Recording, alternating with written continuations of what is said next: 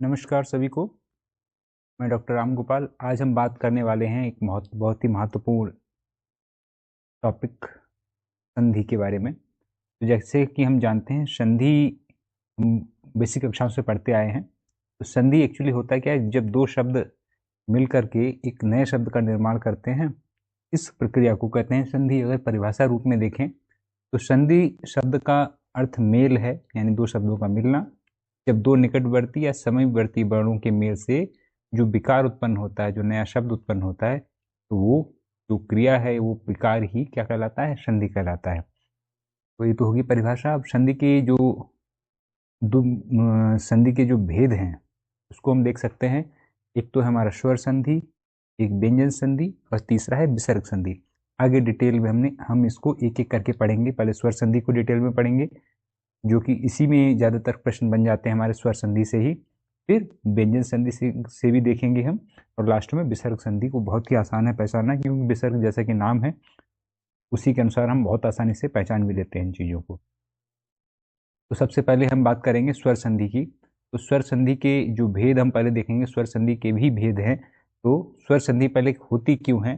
तो स्वर संधि दो स्वरों के मेल से जो विकार उत्पन्न होता है वह स्वर संधि कहलाता है। मतलब दो जब स्वर मिलते हैं और उनके मिलने से जो विकार उत्पन्न हुआ वही संधि कहलाएगा। उदाहरण के रूप में देख लीजिए, विद्या धन आलय। विद्या जो मतलब लास्ट में आ की आवाज आ रही है, स्वर जो आ रहा है अ, फिर आलय में भी अ आ रहा है, तो इन दोनों के मिलने से हुआ तो विद्याधन आलय बन जाता है विद्यालय। इसी तरीके से महाधन आत्मा बन जाता है महात्मा। तो अब हम स्वर संधि को ही आगे डिटेल में पढ़ लेते हैं पहले। तो स्वर संधि के जो प्रकार है या भेद कह सकते हैं, 5 हैं हमारे।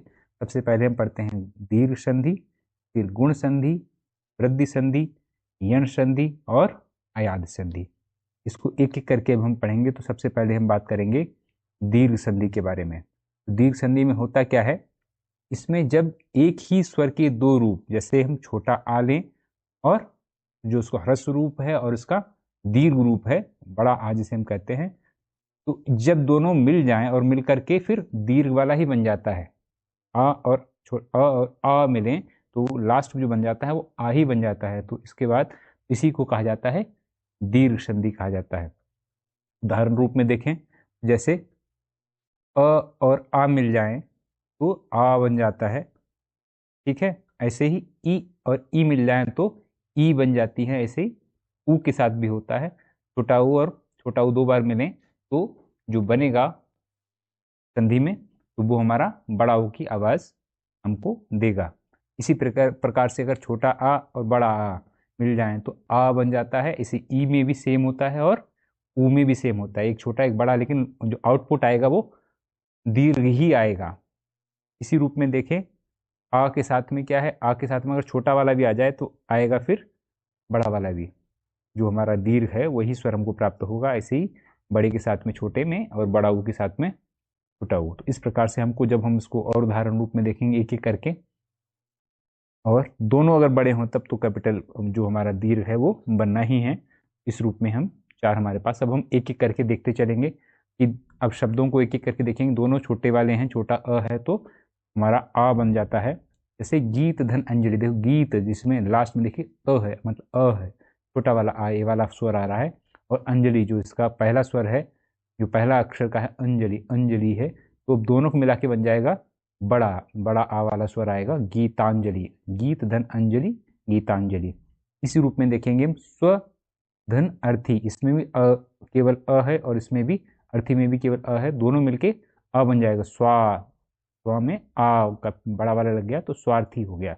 इसी प्रकार में मत धन अनुसार, इसमें भी अ है और इसमें भी अ है, मतानुसार हो जाएगा दोनों को मिला करके।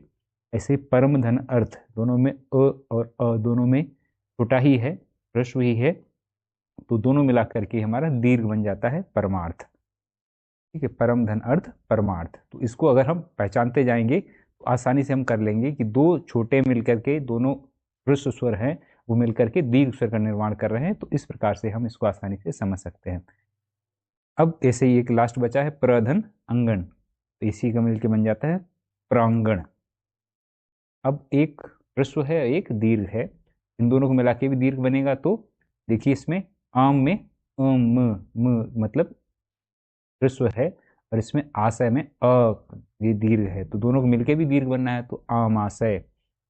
इसे ही आर्यधन आवर्त आर्यावर्त, गर्भधन आशय गर्भाशय, भ्रष्टधन आचार भ्रष्टाचार, इसमें एक ह्रस्व है, दूसरा दीर्घ है। इस तरह से हमको इसको पहचानना है, दोनों को मिला के भी हमारा दीर्घ ही बन रहा है। तीसरा हमारा हास्यधन आस्पद हास्यास्पद, इसी प्रकार एक दीर्घ और एक ह्रस्व मिलकर के भी दीर्घ बनाते हैं, इसको भी देख सकते हो। निशा धन अंत, इसमें पहला दीर्घ है, दूसरा ह्रस्व है, दोनों मिलके भी दीर्घ बन रहा है, निशांत। सत्ता धन अंतरण सत्तांतरण, परीक्षा धन अर्थी परीक्षार्थी, रचना धन अवली रचनावली, और दिशा धन अंतर दिशांतर। इस तरह से हम समझ सकते हैं कि इसमें कुल मिला के चाहे पहला दीर्घ हो या दूसरा ह्रस्व हो, इस तरह से दोनों मिलके लास्ट में जो आउटपुट आएगा वो हमारा दीर्घ ही आएगा, इतना आपको ध्यान रखना है। सुधाधन अंशु सुधांशु, इसी प्रकार के अगर दोनों दीर्घ हों तब दोनों हमारे हों तो तब भी आ ही आएगा। तो देखिए महाधन आशय, महा इसमें भी आ है, इसमें भी आ है, दीर्घ हैं दोनों स्वर दीर्घ हैं, तो आउटपुट तब भी हमारा जो आ रहा है महाशय, मतलब दीर्घ ही आ रहा है। वार्ता धन आलाप वार्तालाप, प्रेरणा धन आस्पद प्रेरणास्पद, महात्मा धन महाधन आत्मा महात्मा। इस तरह से हम प्रेक्षाधन आगार, इसमें भी देखिए दोनों दीर्घ हैं तो फिर भी आउटपुट हमारा दीर्घ ही आ रहा है, प्रेक्षागार। अब ये तो हो गए हमारे सभी प्रकार के आ वाले जो हैं। अब इसके अलावा हम पढ़ते हैं ई वाले, तो ई में भी देखते हैं दोनों ई मिलाकर भी ई आ रहा है, चाहे अब इसमें एक एक करके देखते हैं। रवि धन इंद्र, इसमें भी देखिए ये छोटा वाला ई मतलब ह्रस्व स्वर में ही है ई, और इसमें भी इंद्र यानी ह्रस्व वाला ही ई है हमारा, तो दोनों को मिला के जब देखेंगे तो दीर्घ बन जाता है। तो रविंद्र हो गया, मुनिधन इंद्र मुनीन्द्र हो गया, कविधन इंद्र कवींद्र हो गया, अभिधन ईष्ट अभीष्ट हो गया, अतिधन ईब अतीब हो गया। तो इस प्रकार से इसमें देखिए दोनों दोनों जो ह्रस्व रूप है उससे हमको दीर्घ की प्राप्ति हो रही है, ये हमको देख लेना है इसमें। इसी प्रकार पहला हमारा ह्रस्व है, दूसरा दीर्घ है, तब भी हमको दीर्घ मिलेगा। उदाहरण मुनिधन ईश्वर, इसमें देखिए पहले वाले में देखेंगे तो इसमें ह्रस्व है, इसमें दीर्घ है।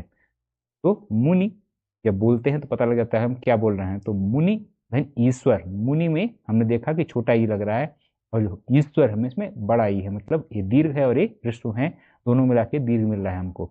इसी प्रकार अवधि हो सॉरी अधिधन ईक्षण अधीक्षण, प्रतिधन ईक्षित प्रतीक्षित, अभिधन ईप्सा अभीप्सा, और क्षितिधन ईश क्षितीश। तो इस प्रकार से हम उदाहरण के रूप में इसको देख सकते हैं। अब हम देखते हैं एक दीर्घ, पहला दीर्घ और दूसरा ह्रस्व में है, तो इस तरह से देखिए सची धन इंद्र, पहले में दीर्घ हो गया, दूसरा लघु हो गया यानी ह्रस्व हो गया, तब भी हमारा दीर्घ ही बन रहा है। इसी प्रकार से यति धन इंद्र यतीन्द्र, योगी धन इंद्र योगींद्र, लक्ष्मी धन इच्छा इच्छा लक्ष्मी इच्छा, महिति धन इच्छा महती इच्छा। तो ये तो दोनों एक पहला दीर्घ दूसरा ह्रस्व में तब देख लिया हमने। अब दोनों अगर दीर्घ हैं तब क्या करेंगे। नारी धन ईश्वर, देखिए नारी इसमें भी बड़ी ई है और ईश्वर में भी बड़ी ई है, तब भी हमको आउटपुट में भी बड़ी ई आती है। तो नारीश्वर हो गया, रचनी धन ईश रजनीश, नदी धन ईश्वर नदीश्वर, जनकी धन ईश जनकीश जानकीश, जानकी होना चाहिए, आप एक छूट गया है, जानकी धन ईश है जानकीश, मात्रा छूट गई। सती धन ईश सतीश। इस प्रकार से हमने ई को देख लिया। अब हम फाइनली देखते हैं ऊ को। ऊ में भी सेम चीज है, दोनों अगर लघु हैं यानी ह्रस्व स्वर में के रूप में है तो तब भी हमको दीर्घ मिलेगा।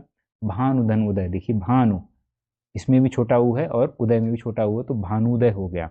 गुरु धन उपदेश गुरु उपदेश हो गया, यहाँ पे गुरु में रू में छोटा वाला रू बनेगा। लघु धन उत्तम लघु उत्तम हो गया। मधुधन उत्सव मधुत्सव हो गया। तो ये पहले दोनों लघु थे, अब दूसरा वाला दीर्घ है, तो तब भी देखिए सिंधु धन ऊर्मी सिंधूर्मी, लघु धन ऊर्मी लघुर्मी, साधु धन ऊर्जा साधुर्जा, पहला लघु दूसरा दीर्घ, लेकिन आउटपुट तब भी हमको दीर्घ ही मिलेगा। धातु धन ऊष्मा धातुष्मा। अब दूसरा लघु हो गया, पहला दीर्घ है, तब हम क्या करेंगे देखते हैं इसमें। भूधन उपरी भूपरी, बधुधन उपकार बधूपकार, भूधन उत्सर्ग भूत्सर्ग, बधुधन उक्ति बधुक्ति, भूधन उद्धार भूद्धार। देखिए सभी में पांचों में आप देखेंगे पहला जो हमारा है अक्षर वो लघु मतलब ये हमारा क्या है, क्या करते हैं, ह्रस्व स्वर के रूप में है, और पहला वाला दीर्घ है। तो लास्ट में आउटपुट जो मिल रहा है हमको, उस सब में दीर्घ स्वर ही हमको प्राप्त हो रहा है। अब दोनों दीर्घ स्वर प्राप्त हो हमारे पास, तब भी आउटपुट हमारा दीर्घ ही आएगा। तो इसको देख लिए, बधूर्मी, बधुधन उर्म बधूर्मी हो गया, सरयुधन उर्म सरयूर्मी हो गया, भूधन ऊर्ध्व ऊर्ध्व हो गया, और भूष्मा हो गया, भू ऊर्जा हो गया। इस तरह से हम जो हमारा दीर्घ संधि है वो कंप्लीट हो गई है। बहुत बहुत धन्यवाद।